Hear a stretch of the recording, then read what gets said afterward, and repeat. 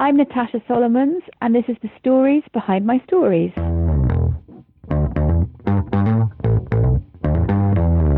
You're listening to the Author Stories Podcast,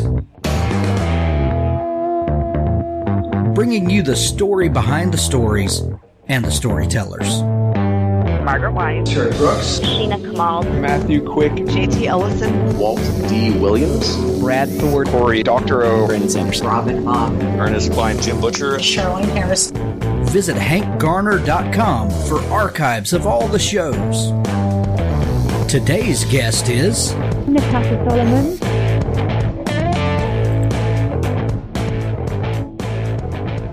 Today's episode is sponsored by editor Ellen Campbell. Authors, if you are looking for someone to help shape your words into what you originally intended them to be, Ellen can help you do that. Ellen is one of the most sought-after indie editors out today, and she is one of the best. I've used her. So many other people in the community have used her. There's a link to her website in the show notes. I'll be talking more about her as the month goes on. Mindy Tarquini. Mindy has been a guest on the show a couple of times, and there's some links down in the show notes to her past episodes. I'd like to tell you about her book, The Infinite Now. She was on the show last year to talk about it. This book is mind-blowing and amazing. It was a 2017 Today Show Winter Book Selection 2017 winner of the USA Best Book Awards. In flu-ravaged Philadelphia, a young immigrant struggles to learn the intricacies of time-bending, teamwork, and living in a world which seems as hell-bent on breaking her spirit as she is to keep it. This is not your mother's historical fiction. Kirkus calls The Infinite Now a well-woven tapestry of history, character, and charming mystery. BuzzFeed called it a masterpiece. The Historical Novel Society says Tarquini uses words like a composer. School Library Journal said The Infinite Now is historical fiction portrayed in a new way and declared it a title not to be missed. Do not miss this book. There's a link to it in the show notes at hankgarner.com. I'd also like to thank editor Ellen Campbell for sponsoring the show. Ellen has been a faithful sponsor of the show for quite some time, and she's an editor that I have used. She's someone that I trust. When you're writing a story, you need someone that can have that critical eye that helps your words be better, yet still retain what you meant. That's what a great editor does. She helps you to tell your story the best way possible. Ellen can do that for you. Find her at ellencampbelledits.com. ellencampbelledits.com. Thank you, Ellen, for sponsoring the show. I'd also like to thank Ernest Dempsey for sponsoring the show. Ernest writes a series of books, among others, called the Sean Wyatt Adventure Series. I got to be friends with Ernest because I had him on the show last year because I discovered his books as a reader. And these are some of the best mystery, conspiracy theory books that I had found in quite a while. His newest book is called The Templar Curse. It's been out since the spring, and there's a brand new one coming soon. There are 15 books in this series, and this is one of my all-time favorite series. And Ernest is a really nice guy as well. He's one of those writers that you love his work, and you love him too. Check out the series in the show notes. The Sean Wyatt Adventure Series by Ernest Dempsey. Well, thanks for joining me again for the Author Stories Podcast, where I bring you the story behind the stories and the storytellers. Today, I'm really excited to have Natasha Solomons on the show with me today. Natasha has a brand new book out called House of Gold that I think you guys are really going to love. This is a fantastic look back at the World War I period, and I'm excited to have you today. Natasha, welcome to the show. Thank you very much for having me. Natasha, we begin each show with the same question, and that question is, what is your first memory of wanting to be a writer or storyteller? Well, I'm actually really dyslexic, and I really struggled learning how to read. And I remember being in primary school, and I thought there were two languages, one written down and one said aloud.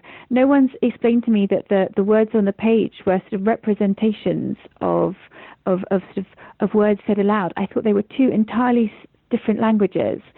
And so for me, first of all, I thought I wanted to be a storyteller because the idea of writing stories down was just impossible. I would never be able to do it. And I loved telling stories. But then gradually I realized that if I wanted to tell stories, to tell them one at a time, like sort of, Coleridge's Ancient Mariner would take a really, really long time. And if I had any ambition, I might need to learn to read and write. So I think I was probably about, probably 5 or 6. I was really, really young, but really struggling to read and write. Wow, that is amazing. I also struggle with dyslexia, and I never really thought of it in those terms, that there were two different languages, a spoken and a written, but I absolutely know what you mean. Looking back, it almost felt that way, but I've just never heard it communicated that way. That's a great way to look at it.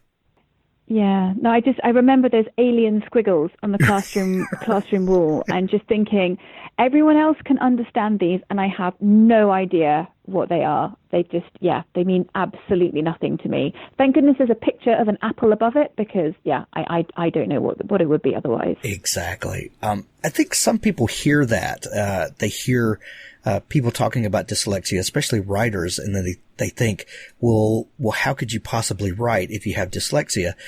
How did you learn to cope with it, and how do you, are there things that you use today that help you to navigate when the words go squirrely on the page for you? Well, I think growing up, the thing that helped first of all was story tapes, because that's what got me hooked on stories. My parents read to me for years and years, sort of way past all my friends were being read to. My dad read to me, I must have been, probably 10, and he was still reading me a bedtime story, because it was such an effort for me to read to myself. And then on the sort of long car journeys, we would just listen to everything on story tapes. And then now, I think in some ways my dyslexia is liberating, because I'm married to another writer, and he sort of worries so much about sort of every sentence being perfect in the first draft. And I have no idea what perfection is in a first draft, because I just can't read it. It has to be fast and loose, because I don't really understand the comma. I thought you just throw them up in the air, and where they land, that's where they go. And my editor tells me that apparently that's not the rule. So what do they know? My copy edit. Yeah, exactly. My copy edit takes a while, and I think I have to send them flowers afterwards and gin. But in some ways, I think that the need for perfection in a first draft for some writers can be quite paralyzing, because they'll go back and they'll reread and rework those first paragraphs and those first few pages sort of for so long until they're, and find it so hard to move on and get really bored. Whilst for me, I'm kind of, that looks okay. Once I've had a lot of distance, and then I can go back and I'll see the errors, and then I will rework, and I can edit like anyone else. But I have to read aloud, and I have to read aloud with a big red pen. Otherwise, I don't see it. So in some ways, I like to think that I've turned some of the disadvantages into a scheme of work. That's what I tell myself.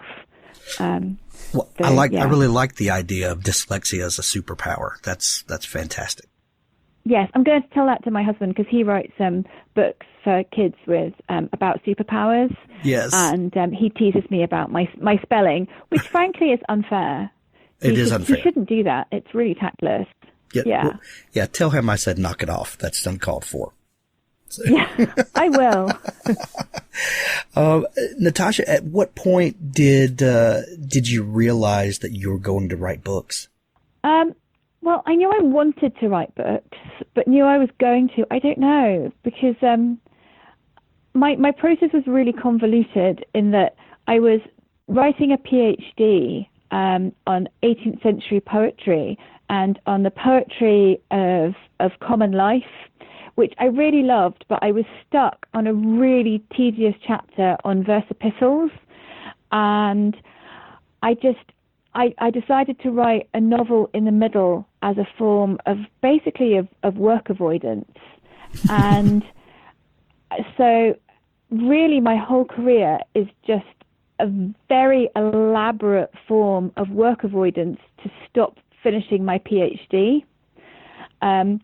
So when I wrote the book, it was basically to avoid having to send a chapter to my supervisor. It wasn't really to get something published. So it was slightly accidental. She still hasn't got the chapter, and occasionally I still get really angry letters from the University of Aberdeen who aren't impressed with me. I was there on a book tour recently, and I emailed my supervisor and said, "Oh, do you want to tell the university that I'm coming? It might be really nice, and some people might come and hear me talk." And she sent me back a note saying, "They're really cross with you. Nobody will come."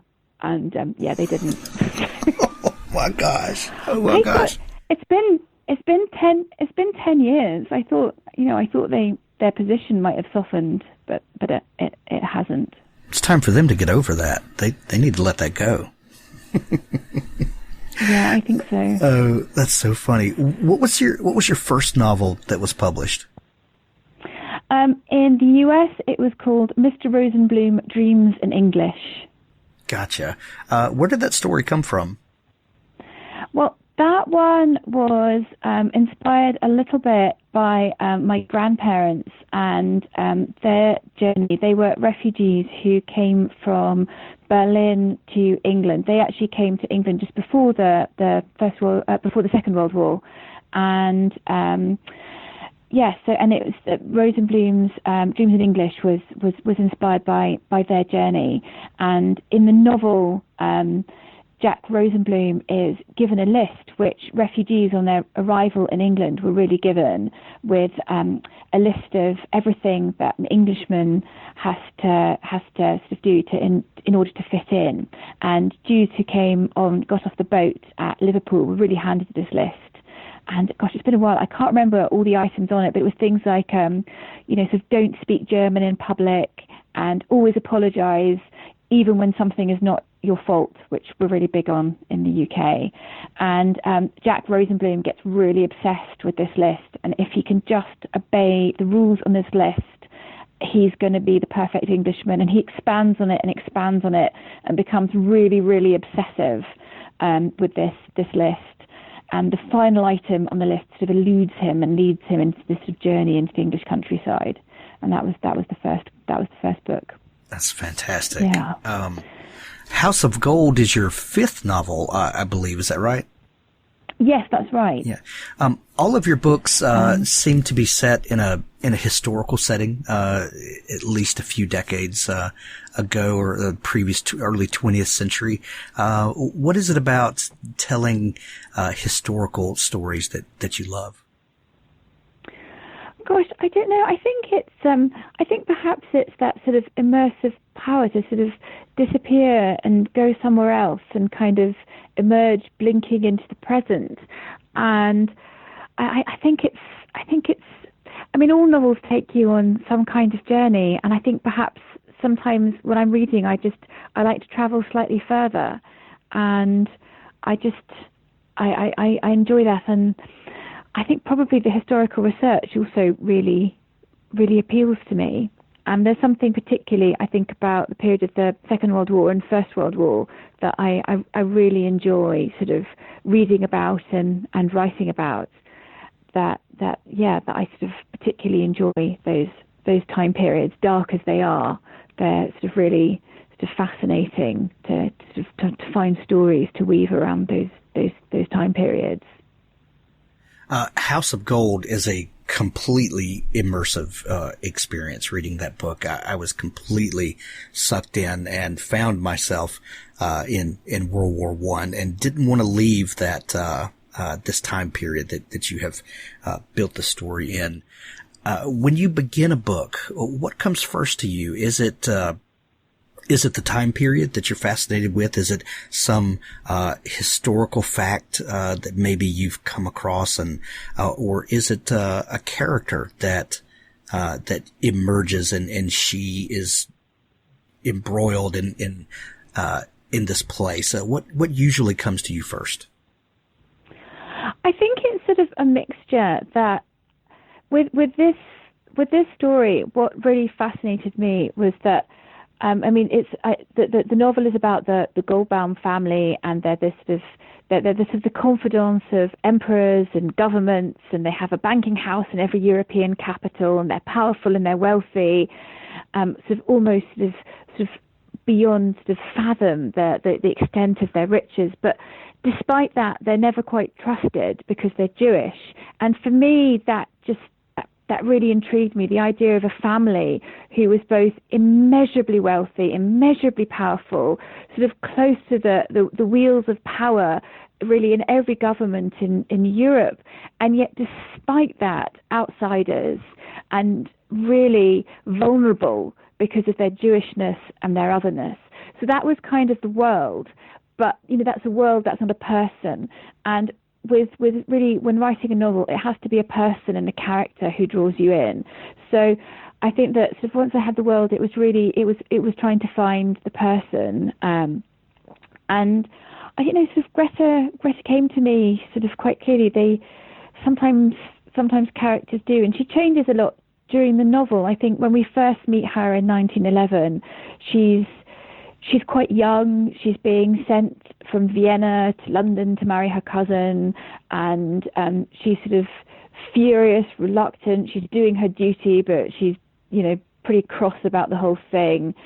And by the end of the novel, she's so different. She's been through so much. She's I wouldn't say she's quite unrecognizable, because I think that kind of the sort of the fiery rebellion has really grown, but the small sparks of rebellion that we see at the beginning have grown sort of.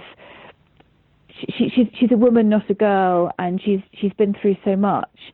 But that character has to really come into it, and I think when you're writing, you have to be very careful that if you write something where you're very clear that this is the plot, this is the story, and your characters are just chess pieces that get moved around, then you can feel the wheels turning on a plot, and it doesn't feel driven and it doesn't feel real. And I'm not sure that you want to feel that the characters are pulling you along, and they have to feel sort of in charge of their own destinies, and it's really them who are moving, rather than their sort of little pieces that history and events are kind of sweeping them up in. Otherwise, it can be rather unsatisfying, I find. Is there a personal connection to the story for you as you're writing the story and doing research? Did you find or uncover connections maybe to your own family? I mean, the main sort of it was a little spark that sent me off in the first place. That sort of my parents' house in Dorset. We've got quite a lot of family portraits, and one of the portraits on the stairs going up is of one of my ancestors, one of the Schwarzschilds, so one of the Black Shields, and it's of a man with sort of a black skull cap on, and it was painted sometime in the sort of the late 1700s, and he's sitting at a desk and he's got a bird, I think it's a golden oriole, on his desk. And this man he was in the Frankfurt ghetto, and he was a neighbour and tutor to the Rothschilds. And it always rather intrigued me that my family was sort of neighbours to this incredibly famous and successful Jewish family. And my family, the Schwarzschilds, left the ghetto at around the same time as the Rothschilds. And I was quite sort of tickled by the idea of these sort of two families going off, and the Rothschilds to sort of achieve and set up these banking houses all across Europe and become these sort of meteoric successes and sort of influence of 20th century history. And then my family, not sort of a mixture of kind of painters, bankrupts, the odd scientist, but sort of not so much. But I liked kind of the idea of being this sort of, I don't know, what's beneath a footnote of history? I don't know, a toe note. And that sort of, but that sort of set me off really on that kind of that sort of chain of discovery, and set my kind of, I don't know, my writer's fingers sort of itching. And then I suppose in terms of the characters, one of the family members who is slightly more well known, that one of my great uncles, always get confused just how many greats, but Karl Schwarzschild, he was an astronomer, and he was a friend of Einstein, and some of the work that Karl did, particularly on black holes, something called the Schwarzschild radius and the Schwarzschild continuum, and some of his mathematical research Einstein used whilst working on the theories of relativity. And Karl died on the Eastern Front during the First World War, and Einstein ended up giving Karl's eulogy after his death, and it was some of the memories of Karl that his son remembered, and my grandfather remembered, that then worked its way into the characterization of Otto in House of Gold. And I remember reading a snippet about Karl in one of the Cambridge newspapers, and it was surprising because, of course, Karl he was a soldier fighting on the Eastern Front during the First World War. So obviously he was actually fighting in the German army. But the Cambridge newspaper in England gave a little eulogy for him. So for an enemy soldier, just saying how sort of grief-stricken that the fellows of Cambridge were, that such a brilliant mind had been lost to science, and this was the tragedy of war and the stupidity of war, that this man had died. And that sort of set me off really sort of thinking again, and that in the novel, the character of Otto, I wanted to explore the idea of sort of somebody being at war in a character that hopefully by this point we really love, and he's fighting for the Austro-Hungarian army, and he's a Jewish soldier fighting in a deeply anti-Semitic army, and his sister Greta, who he's so close to, she's in London, and the arbitrariness of war, where you've got sort of a brother and sister on opposing sides of a conflict, and really sort of have a chance to look at this in fiction, and really the ridiculousness of this, and where a family finds itself, sort of the own sort of immediate family finds themselves sort of fighting one another, or sort of supposedly fighting themselves sort of during a war. Natasha, when you start to research a time period like this, the farther we get away from an historical event, the more the history that we understand of that gets kind of reduced down to talking points, and we lose the greater plot of what was going on then, and maybe the complexities but when you start scratching past the surface and really trying to immerse yourself into a time and a situation like that to really tell the whole story, you invariably start to uncover maybe facts that are less palatable to talk about. What did you discover about this time period and the war itself, and how different countries came into the war that was maybe surprising to you, like maybe America's entrance into the war? Well, I think that sort of during my sort of research, I think one of the things that one finds when sort of researching isn't so much that it's really, I suppose, that the things you think of as facts, it feels like there's layers that you sweep away, and everyone has a different view, and the things that you feel are sort of immutable. There's the absolute facts, like America enters the war on this date, and on this date, the Archduke was shot. And there's these sort of immovable dates when facts absolutely happened, and we know these things happened. And these are the sort of the structures of a novel that you know that you have to have things happen on those dates, and these things can't shift.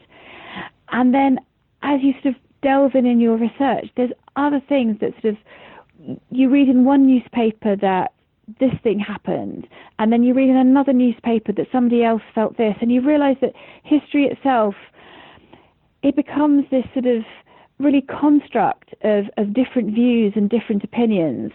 And so, for instance, even the idea of America's entry into the First War itself, I found that sort of really interesting and difficult. Was America's entry into the war, was it a moral stance? Was it that Woodrow Wilson decided under pressure from the Senate that because of all the sort of horrific deaths on the Western Front and the German policy of total war and the submarines bombing American ships and the deaths of American civilians and women and children, was that finally what sort of turned the tide and persuaded American public that they should finally support this very expensive war in Europe? And up to this point, the American people have been doing quite well out of the war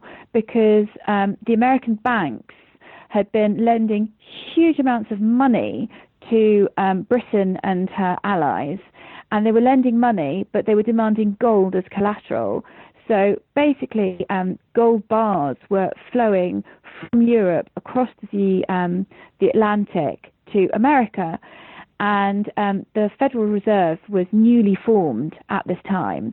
And up to before the First World War, the Fed was thinking it would probably take them about 100 years to dominate the Bank of England, because the Bank of England was so dominant in international finance.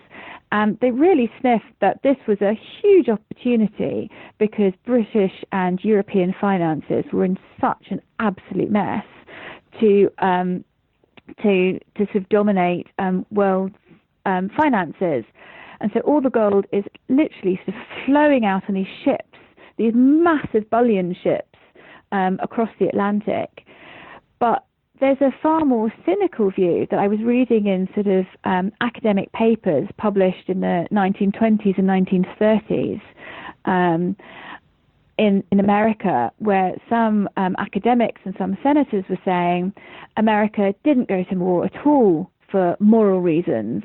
It wasn't to do with humanity and fear of death and wanting to kind of assert a kind of moral view in Europe. It was really because the Americans had lent so much money to Britain and her allies that if Britain lost the war, she would default on her loans, and America needed them repaid. That she'd lent her so much money that really it was too much money to lose, and that was the real reason. I think there's a horrible quote that's in the book that's a real quote from a real senator, which is we go to war on the call of gold, and it's not about humanity, it's about dollars and cents. And I think that feels horribly modern, and it feels like a horribly modern reason for war. But these are the grey facts of history. It's not like the shooting of the Grand Duke. We don't know. Nobody can ever know. But nobody ever probably knew at the time either. It's like now we can argue about current events and motivations, but nobody really knows. Probably not even the people themselves. So it's interesting. It's a messy business, isn't it? Yes, but fascinating and fun. Yes, right. When it's historical, it's less fun when it's in the present. Oh, then it's more terrifying. Exactly. You uncovered some other things about the time period that are fascinating as well. How does early fashion factor into rebellion? There's a great quote I saw from you that said the early fashion rebels need the right underwear. It's hard to be a rebel in a corset. Yes. Well, one of the problems with the underwear of the time is that it literally sort of women's own clothes becomes a cage for their bodies. That the corsets are so tight that they can't breathe properly and can't even. I mean, it literally restricts the blood flow to the brain. And you never see period photographs of women sort of slouching, and that's because it's impossible to slouch in a corset. It sort of protrudes down sort of between your legs and sort of to your thighs. And if you were sitting at a dining table, you'd have to sit absolutely bolt upright. Because if you sort of slouch back slightly in your chair, your corset, which would be coming down between your thighs, would cut into your legs and probably cut you. And so your whole underwear is designed to make you sort of behave in the sort of proper sort of view of how a man, particularly if your father or husband, thinks you ought to behave. And Greta, who rather likes the idea of having this splendid garden and even fantasizes about digging her own flower bed. I mean, how can you possibly dig a flower bed when in a corset where you can't even bend? It's impossible. And she has these beautiful sort of free-flowing gowns that you wouldn't need to wear a corset in. But yes, they are, to wear them would be sort of such an act of rebellion. I'm very glad that I'm a modern woman and I don't have to wear a corset. I live with my wife and 3 daughters, and I couldn't imagine what that would be like. There would be a mutiny in my house, absolutely. There'd be a lot of swooning, and you'd have to get some smelling salts. Right, that's what all the swooning was about, then, evidently. Oh man, Natasha, the book is absolutely fantastic. House of Gold is out everywhere. What do you hope people take away from this story? Well, I think most of all, I hope that people enjoy reading it. I hope that it's sort of immersive and enjoyable. And I know that there's so many things today competing for our attention that after a hard day at work, you want to sort of sit on the couch and watch Netflix and relax. And I hope that this book will be a rival for your attention and will tempt you to sit there and get lost in another world and draw you in and help you escape after a long day. Absolutely. Natasha, if people are just learning about you and your work, where can they find you online? I've got a website at natashasolomons.com, and I'm also around on Instagram, where you can sometimes find pictures of me in the Dorset countryside as well. Excellent. Natasha, thank you for taking time to come on the show today. We're going to send everyone to pick up a copy of House of Gold, and we wish you much success. Thank you very much. Thanks for listening to the Author Stories podcast. For more great author interviews like this one, go to hankgarner.com and dig through the archives. There's something there I know you'll love. Now stay tuned for a special audio clip from Richard Gleaves' The Jason Crane series. Welcome to historic Sleepy Hollow, settled in 1640. Jason had looped around the town and had come up Broadway from the south. Behind the retaining wall next to the sign, a yard worker turned on his leaf blower, sending a tidal wave of yellow and red up and over the stones to splash off the windshield of the RV. They passed antique shops, a Shell station, and a Food King grocery. "This is the same Broadway, you know," said Eliza. "It goes all the way down to Times Square. Used to be an Indian trail, Manhattan to Fort Orange, for the fur trapping business." She kissed the dog. "Oh, don't worry, baby. Nobody's gonna skin you. And you know what the town's most famous for?" "Well, duh," Jason said. Every kid named Crane, especially one as tall and skinny as Jason, had heard a lifetime of Ichabod jokes. He hoped never to hear another. "Did you know it was a real place?" "Of course," he said, though he hadn't. "Don't be so smart," said Eliza. "Turn here." The streets sloped towards the Hudson, the hillside trying to shake the village off its back. Jason slipped in behind a UPS truck and drove upwards. They turned onto Gory Brook Road. He stuck his head out the window, trying to pass. The UPS truck turned aside to the right. And he saw the house. Here, said Eliza. She pointed at the driveway of 417 Gory Brook. Jason brought the RV to a smoke-belching halt. The house stood on a knoll, above a steep yard that angled downwards toward the Hudson.